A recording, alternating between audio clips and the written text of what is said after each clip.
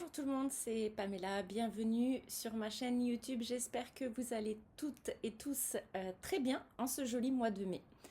Alors ça fait plusieurs semaines que je n'ai pas posté de vidéo sur YouTube car si vous me suivez, vous savez que j'ai déménagé à la fin du mois de mars et donc j'ai été vraiment très occupée à préparer ce déménagement, aussi à terminer mon travail. J'avais vraiment beaucoup de choses à faire de ce côté-là. Et puis à mon arrivée dans ma nouvelle ville qui est donc Kyoto, l'ancienne capitale du Japon, j'ai également eu à faire beaucoup de démarches administratives, donc il faut se réinscrire à la mairie très rapidement, et puis comme j'ai plus d'emploi, il faut que je me réinscrive à l'assurance santé, à la retraite, au chômage. Bref, vraiment beaucoup de démarches administratives à faire. Et puis bien sûr, évidemment, j'en ai profité un petit peu pour partir à la découverte de ma nouvelle ville, surtout que au printemps, c'est vraiment la meilleure saison ici. Il fait beau, il fait chaud, mais c'est pas encore trop désagréable par rapport à l'été. Donc j'en ai profité pour me promener beaucoup.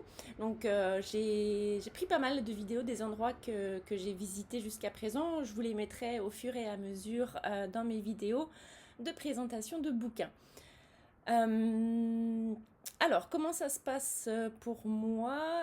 Écoutez, au début, j'ai eu un petit peu de difficulté à m'habituer ici pour plusieurs raisons.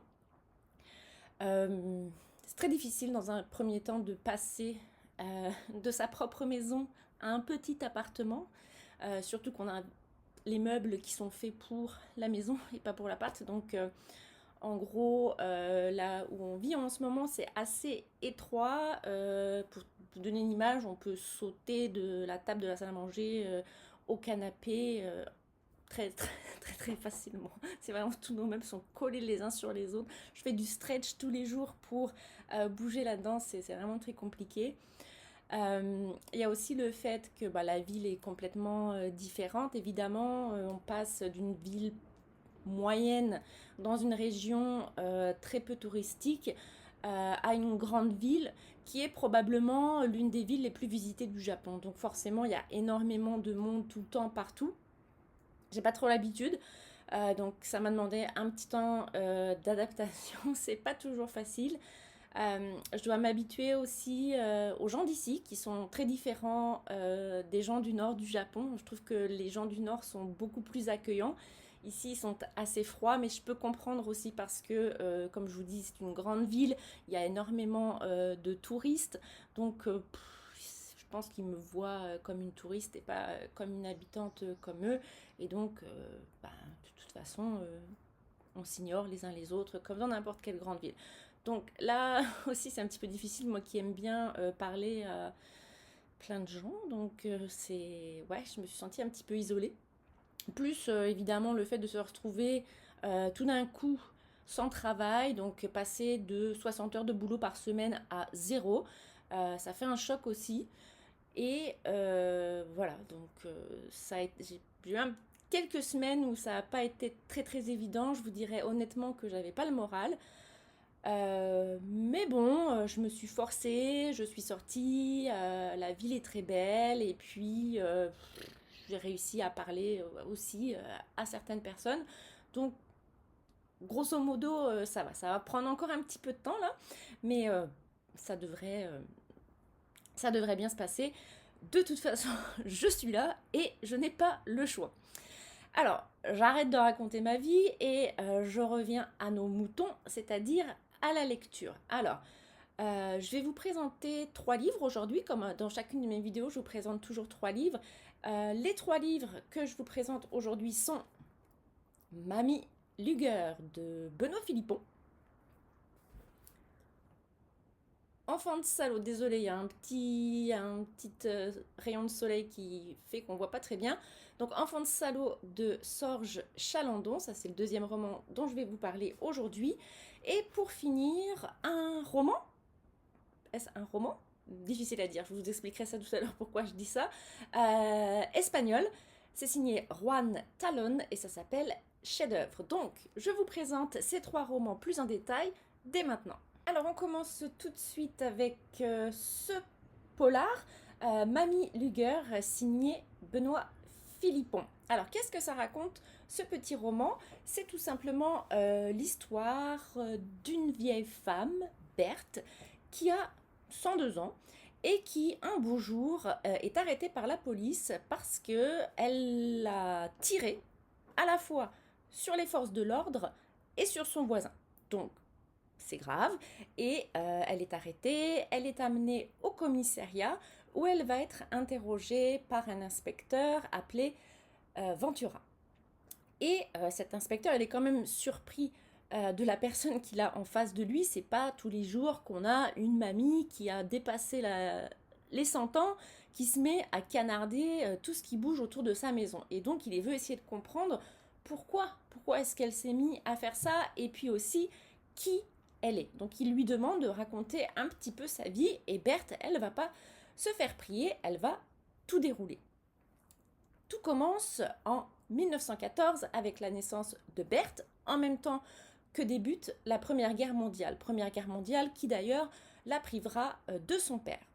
La petite Berthe est donc élevée par une mère célibataire qui n'est pas vraiment affectueuse, elle est plutôt indifférente à la petite Berthe, mais l'enfant a quand même de la chance parce qu'elle a à ses côtés une grand-mère qui lui procure tout le soutien et toute la tendresse dont elle a besoin. Cette grand-mère, c'est Nana, et elle est plutôt haute en couleur puisque dans sa cave, elle a installé une distillerie clandestine qui est pas mal populaire.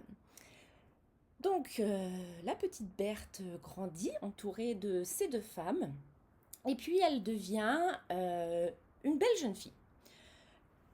Plus qu'une belle jeune fille, même, elle devient une femme très sensuelle qui attire énormément les hommes, qui la désirent sexuellement.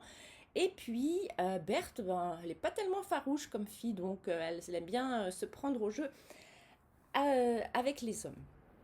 Et donc elle est plutôt romantique et elle a des relations, sauf que faut pas trop l'emmerder, Berthe, sinon vous avez le droit à un coup de pistolet.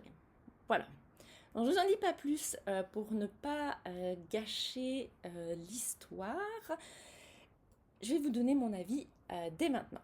Alors, j'ai choisi ce roman, donc comme j'avais vu beaucoup de critiques positives, ce qui m'attirait là-dedans aussi, c'était le personnage principal, une femme âgée. C'est pas très courant dans la littérature, ou alors si c'est pour nous en faire, une héroïne un petit peu. Souvent les femmes âgées sont méchantes dans les romans. Là, a priori, c'était pas le cas. Donc le personnage principal, je trouvais que c'était original, ça m'intéressait. L'histoire m'intéressait aussi, pourquoi elle canarde comme ça partout. Je voulais vraiment savoir. Et puis, j'avais vu que ce roman était vraiment très drôle. Donc un petit peu du second degré. Donc je me suis dit, je vais passer un très très bon moment. Et au début, effectivement, ça a bien marché. Alors Berthe, moi, elle m'intéressait vraiment beaucoup, avec ses petits secrets, son franc-parler, et puis j'aimais beaucoup le style de l'auteur aussi, qui avait vraiment des phrases courtes, percutantes, des descriptions colorées, du vocabulaire parfaitement adapté au style de récit qu'il avait construit. Donc tout allait bien. Tout allait bien durant les 2-3 premiers chapitres, et puis petit à petit, mon enthousiasme a commencé à retomber. Alors, pourquoi tout simplement parce que ce que j'avais aimé dans les premières pages a commencé à m'agacer. Et premièrement, Berthe. Berthe m'a saoulée très très rapidement, je vais être franc avec vous. Elle m'a saoulée parce que elle a un caractère soupolé.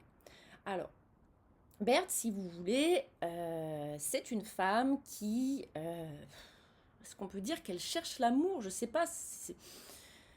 Je sais pas. Enfin, en tout cas, bref, elle a des hommes dans sa vie, sauf que si le mec lui fait une réflexion ou s'il se montre un peu trop con avec elle, eh ben, tout de suite, elle va sortir son pistolet et lui tirer dessus. Donc, bon, c'est un petit peu exagéré. Alors, je veux bien que certains hommes soient pas toujours très délicats avec les femmes, mais de là à leur tirer dessus, je trouve ça un petit peu exagéré. Et puis, ce que j'ai pas aimé non plus chez Berthe, c'est qu'on nous la présente comme une femme, alors je vous lis un petit peu ce qui est écrit en quatrième de couverture, une femme émancipée, anticonformiste et féministe. Alors moi, j'ai pas du tout trouvé ça, j'ai trouvé que c'était euh, une pauvre fille qui ne choisissait pas correctement ses partenaires. Voilà, moi, excuse-moi, mais quand on n'est pas capable de choisir son mec, faut pas venir se plaindre après que voilà, ça se passe mal. Parce que franchement, elle prend les pires gars qu'elle puisse trouver sur sa route, Berthe. Donc moi, j'appelle pas ça féministe. Quand on est féministe, on se respecte et on fait un petit peu attention aux partenaires qu'on choisit, ce qui n'était pas le cas du tout ici. Deuxième chose qui m'a déplu, le style de l'auteur. Alors, j'ai finalement pensé à trouver que ces comparaisons commençaient à être un peu lourdes. En fait, je vous en ligne, j'ai choisi au hasard, quand j'ai préparé ma chronique, j'ai ouvert, je suis tombée page 229 et j'ai lu ça. Le sourire de l'infirmière dégringole et éclate en 1000 morceaux sur le carrelage. Alors ça veut rien dire. Vous me direz, c'est du style. Je suis tout à fait d'accord. Sauf que quand il y en a à tout bout de champ, au bout d'un moment, bah, ça devient vraiment lourd et c'est plus du style, c'est... Je sais pas, c'est comme s'il avait mis tout ce qu'il avait envie de mettre là-dedans, sauf que bah, ça tombe à plat au bout d'un moment, ça devient très très lourd. Et ce qui me faisait sourire au départ a commencé à me mettre mal à l'aise. Je me suis sentie un peu gênée pour l'auteur parce que j'ai trouvé que la façon dont il écrivait, la façon dont il décrivait les choses était bah, tout simplement vulgaire. Alors, je ne suis pas la personne la plus raffinée du monde, loin de là, mais là j'avoue que c'était un peu lourdingue, genre humour à la Jean-Marie Bigard, si vous voyez le style. Donc, euh, non, c'est trop vulgaire pour moi, je n'aime pas ce genre d'humour-là. Et enfin, je suis désolée, je suis vraiment en train d'enfoncer le bouquin, là, je ne sais pas si c'est nécessaire d'en rajouter, mais quand même, je voudrais vous parler de ce point-là parce que ça m'a un petit peu chagriné. C'est tout ce qui est cliché sur les personnages. Alors Berthe, elle habite euh, un village de campagne et évidemment tous les habitants du village sont des crétins, tous les habitants du village sont des vieux réacs, pas ouverts d'esprit. En gros, il n'y a que Berthe et sa grand-mère qui ont l'esprit ouvert. Alors, bah, moi j'aime pas que on enfonce les gens de la campagne juste parce qu'ils sont de la campagne. Il y a des gens très très ouverts à la campagne et il y a des gens très très coincés en ville. Vous m'excuserez, mais voilà, c'est pas tout noir ou tout blanc. En plus de ça, si je vous donne un autre exemple de cliché, à un moment donné, Berthe a une relation avec un Italien et cet Italien-là, bah, il est tout tremblant devant sa maman, voilà, qui lui fait un petit peu peur. Voilà, il est castré par sa mère. Waouh, le cliché. Alors, le seul homme qui trouve grâce aux yeux de Berthe et aux yeux de l'auteur, c'est un GI noir américain qui débarque en pleine Seconde Guerre mondiale dans la cahute de Berthe. Et puis, voilà, c'est le seul homme qui a droit aux faveurs donc, de l'auteur et de Berthe. Mais il échappe quand même pas au cliché, hein, ce noir, parce que il nous est décrit comme étant bien membré. Voilà, voilà encore un cliché. Donc ça, ça a été vraiment la goutte d'eau qui a fait déborder le vase pour moi, tous ces clichés sur les personnages. Donc, j'ai pas aimé ce livre, j'en attendais vraiment, vraiment beaucoup, mais non, ça a été une terrible déception pour moi. Alors, la deuxième œuvre que j'aimerais vous présenter, c'est Enfant de salaud de Sorge Chalandon. Alors, j'ai choisi ce roman parce que j'aimais le titre, il m'intriguait, et j'aimais aussi beaucoup la photo de ce jeune homme, probablement prise pendant la guerre, mais quelle guerre, je n'en savais rien, donc je l'ai choisi pour ça. Et je vais commencer mon résumé de ce roman par une citation qui est dans le livre, donc je commence. Ton père, pendant la guerre, il était du mauvais côté. Fin de citation. Alors, ces mots de son grand-père hante le narrateur depuis son plus jeune âge. Il se dit, oui, qu'est-ce que ça veut dire, être du mauvais côté, qu'est-ce qu'il a fait, mon père. Donc, quand il est petit, il ne se rend pas trop compte. Son père lui raconte des histoires de guerre, mais d'après ce qu'il dit, il était plutôt, lui, du bon côté, il était plutôt un héros. Mais d'après ce que son grand-père lui a dit, et d'après ce qu'il a appris par la suite, c'était pas vraiment le cas. On aurait vu son père d'ailleurs déguisé en allemand dans le village. Donc ça la fout mal en pleine période d'occupation. Donc, devenu adulte, il cherche à interroger son père, pas directement, c'est difficile de le confronter, sur son passé pendant la Seconde Guerre mondiale. Mais son père, c'est un homme qui est vraiment roublard. Il raconte tout un tas d'anecdotes, toutes plus fantaisistes les unes que les autres, et qui parfois se contredisent entre elles, sans que ça le dérange le moins du monde. Donc on a affaire à un sacré menteur. Le narrateur, il n'arrive pas trop à savoir ce qui s'est réellement passé pendant la guerre en interrogeant son père. Il est journaliste et puis il est amené à couvrir le procès du nazi Klaus Barbie. Et dans le même temps, il va avoir accès à, je ne sais pas comment on peut dire, peut-être une partie du dossier judiciaire de son père pendant la guerre. Et là, il découvre, je vous refais une citation, ouvrez les guillemets, que son père a été condamné à 1 an de prison et 5 ans de dégradation nationale pour des actes nuisibles à la défense nationale commis en 1942. Fin de citation. Alors là, quand il découvre ça, il se dit, bah oui, c'est vrai, mon père, c'est pas du bon côté pendant la guerre, puisqu'il a été condamné à de la prison. Mais en même temps, il a été condamné à seulement 1 année de prison. Donc ce qu'il a fait, c'est pas forcément trop grave non plus, sinon il aurait été condamné à pire que ça, il aurait pu être fusillé, voire même s'il avait fait quelque chose de vraiment horrible. Donc qu'est-ce qu'il a bien pu foutre, mon père, pendant la guerre pour être condamné à ça? Et il ne peut pas avoir accès au dossier judiciaire complet de son père parce que ça prend plusieurs années, si je me souviens bien, c'est 100 ans après la date d'instruction, donc ce qui ferait 2040 quelque chose, et donc là il ne peut pas attendre jusque-là. Mais il a un bon ami qui est historien et qui a des contacts aux archives où est gardé le dossier de son père. Donc cet ami historien va l'aider à mettre la main sur le dossier complet et tout en couvrant le procès Klaus Barbie, si je pourrais dire en se focalisant sur la grande histoire, le narrateur va aussi découvrir la petite histoire plus personnelle de son père quand il avait 20 ans pendant l'occupation allemande. Voilà, je vous en dis pas plus pour ce petit roman. Alors, est-ce que j'ai aimé ou pas? Mais j'ai adoré ce roman, je l'ai vraiment, vraiment beaucoup aimé. Tout d'abord, ça paraît complètement idiot, mais j'ai beaucoup aimé le personnage du père.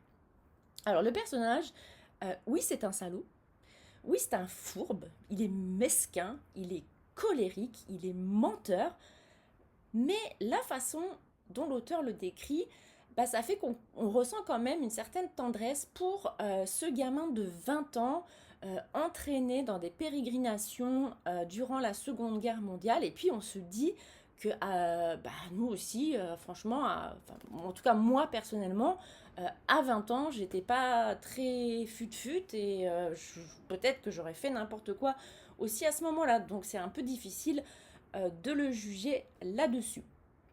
Et puis, on ressent vraiment dans ce livre tout l'amour, la tendresse du narrateur pour son père. Alors, il veut pas savoir pour savoir, il veut pas savoir pour mettre son père devant ses contradictions et le mettre mal à l'aise. Il veut savoir en fait tout simplement pour comprendre son père et pour se comprendre aussi lui-même. En gros, il aime son père et il voudrait que son père arrête de mentir et lui dise la vérité pour une fois. Il ne le jugera pas pour ça, il l'aimera toujours pareil. Et ça, c'est un élément très fort du roman que l'auteur a très bien réussi à faire passer.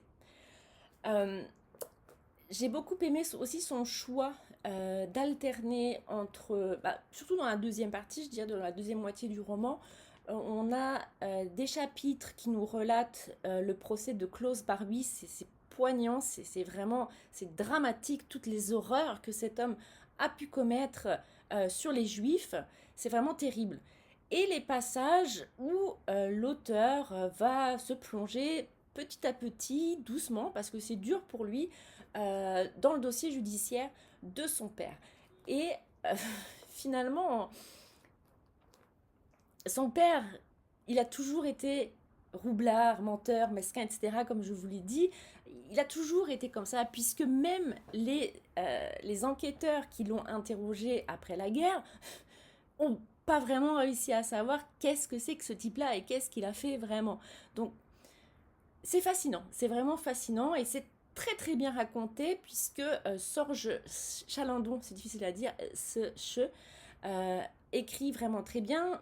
Sa plume est très simple, c'est accessible, il n'y a pas de fioritures, il n'y a pas de trucs pas nécessaires, mais ça reste quand même très poignant, très émouvant. Alors, je vous conseille, si ça vous intéresse, de lire Enfant de salaud. En tout cas, moi, je l'ai beaucoup aimé et je l'ai tellement aimé que j'en ai profité l'autre jour en allant au marché français. Il y a un marché français ici une fois par mois et ils ont une bouquinerie solidaire. Alors pour moi, c'est le bonheur puisque je peux acheter des livres pour pas cher. J'en ai profité pour acheter celui-ci, toujours du même auteur, La légende de nos pères. Peut-être ça traite un petit peu du même sujet puisque je vois que ça parle de résistants, de héros, etc. etc. Donc un petit peu le même thème, je pense. J'ai bien hâte de le lire. Donc, Enfant de salaud de Sorge Chalandon, si ça vous intéresse, vous pouvez foncer. Dernier roman que je tenais à vous présenter dans cette nouvelle vidéo, chef-d'œuvre de l'auteur espagnol Juan Talón, j'imagine que ça se dit comme ça. J'ai pas fait espagnol en LV2, soyez indulgents. C'est un roman qui date de 2022. Alors, plutôt que de vous raconter le roman parce qu'il est pas facile à résumer, je vous expliquerai après pourquoi, je vais plutôt vous raconter la vraie histoire qui se cache en fait derrière cette histoire. C'est l'histoire sur laquelle l'auteur s'est basé pour construire son récit. En 2006, des journalistes espagnols découvrent que le musée madrilène Reina Sofia a égaré une œuvre d'art. Alors vous vous dites peut-être que c'est possible parce que on sait très bien que les œuvres qui sont présentées dans les musées ne sont que la partie émergée de l'iceberg, je peux dire, de leur collection. Et que donc, ils ont dans leur cave ou dans différents entrepôts tout un tas d'œuvres d'art non exposées et que donc, si elle est mal cataloguée, si elle est mal rangée, ça se peut qu'on ne la retrouve pas du premier coup. Sauf que là, l'œuvre en question, c'est une œuvre en acier de 38 tonnes.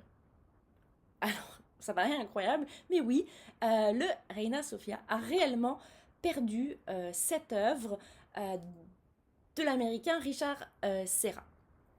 Donc, cette œuvre, elle a été réalisée en 1986 pour l'inauguration de ce qui n'était pas à l'époque encore un musée, mais un centre d'art. Et la dernière fois qu'elle a été exposée, c'était en 1990. Alors, après ça, le musée l'a confié à une entreprise privée, Macaron S.A., qui est une entreprise qui se spécialise dans l'emballage, le transport, l'installation, le démontage et le stockage d'œuvres d'art. Donc, c'est une compagnie très réputée, très fiable, avec laquelle le musée avait l'habitude de travailler. Donc en 1990, ils ont dit à Jesus Macaron, le patron, écoute, tu prends en charge cette œuvre et puis tu la fous dans ton entrepôt. Ce qu'il a fait.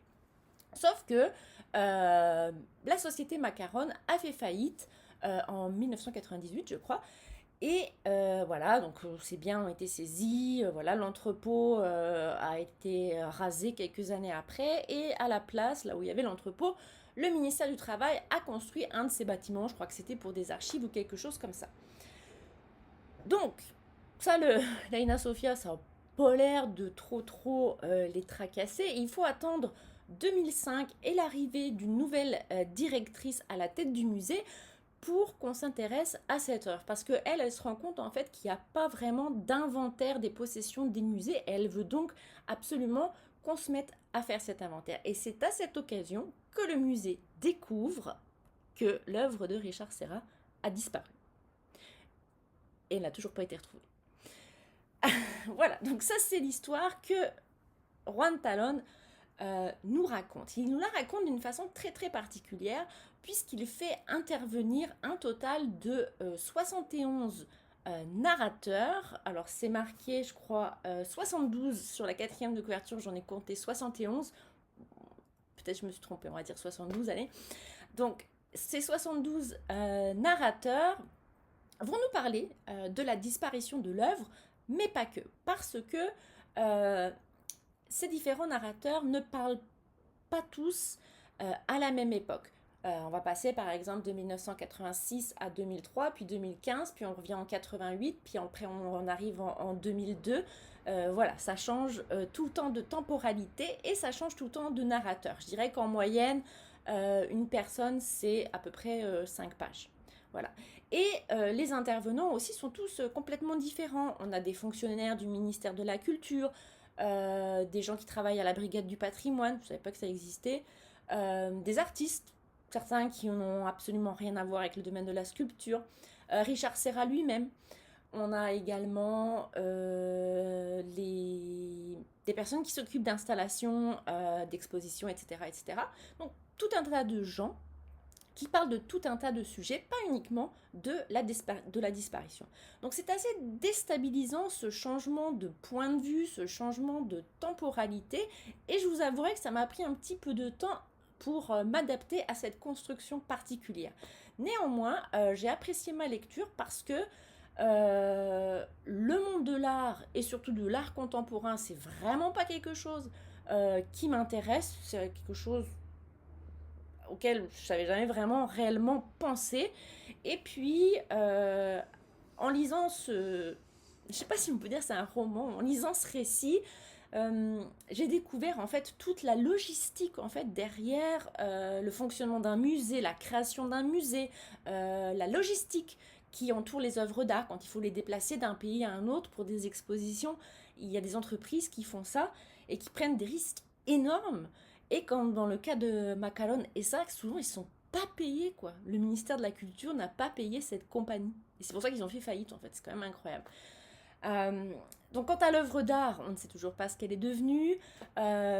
L'auteur ouvre pas vraiment des pistes, je dirais pas ça, mais certains de ces personnages, certains de ces narrateurs ont une petite idée sur la question. Vous pouvez tout à fait vous faire la vôtre très librement à ce moment-là. Moi, je ne sais pas et je vous dirais que je m'en fiche parce que j'ai trouvé que cette œuvre était vraiment très moche. Voilà. Mais, donc, je peux pas vous dire que j'ai aimé ce roman hein, comme un coup de cœur. Je peux pas vous dire non plus que je ne l'ai pas aimé. Par contre, je suis très contente de l'avoir lu parce que j'ai trouvé que c'était une construction très originale et finalement c'était assez sympathique à lire. Voilà, c'est déjà la fin de cette vidéo. Déjà pour moi, pour vous peut-être vous dites enfin, j'ai l'impression que j'ai beaucoup parlé. J'espère que le son était pas trop pourri parce que j'ai toujours pas retrouvé mon micro et en plus maintenant j'habite juste à côté d'une gare donc peut-être que vous avez entendu le train passé à plusieurs reprises. Avant de refermer cette vidéo, je vous parle rapidement de mes dernières lectures. J'ai terminé hier ce polar qui se déroule dans le Londres des années 30, Vine Street de Dominique Nolan. Je vous en parlerai dans une prochaine vidéo. Et je viens de commencer un roman que j'avais vraiment envie de lire depuis longtemps, Intermezzo de l'autrice irlandaise Sally Rooney. Donc je vous en parlerai aussi, là je viens de la commencer, quand j'aurai terminé ce roman. Et vous, qu'est-ce que vous lisez en ce moment? Je suis toujours à la recherche de nouveaux romans à lire. Donc si vous avez des suggestions à faire, n'hésitez pas à me laisser un commentaire. Même si vous avez envie de parler de complètement autre chose, n'hésitez pas non plus. J'essaye de vous répondre le plus rapidement possible, mais là j'ai plein de temps, donc logiquement je devrais pouvoir vous répondre rapidement. Je vous souhaite une très belle journée et je vous dis à bientôt. Matane!